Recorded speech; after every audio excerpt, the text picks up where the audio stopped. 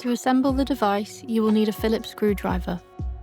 Remove the screws from the supplied screw packet and set aside. Turn the container upside down and insert the casters into the slots. Apply pressure until they slot into place.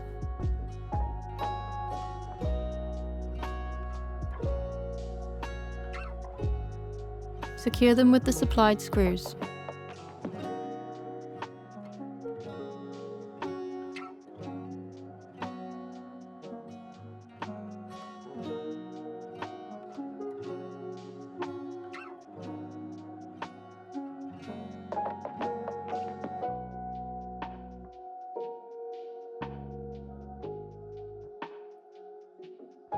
The cartridge filter and pre-filter are pre-installed.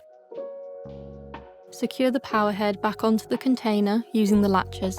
Make sure the power head is properly installed with the blowing port positioned at the back of the unit. Insert the locking end of the suction hose into the suction port of the container. Attach the airflow control handle, extension wands,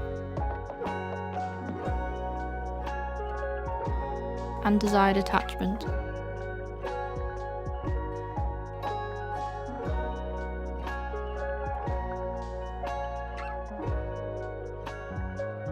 You can store the supplied accessories onto any of the 4 storage posts.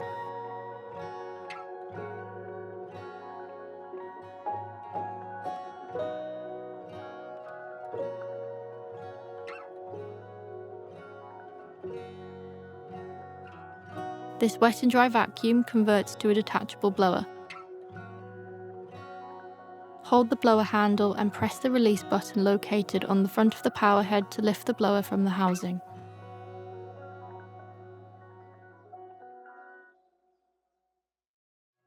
Secure the locking end of the blower adapter onto the blowing port.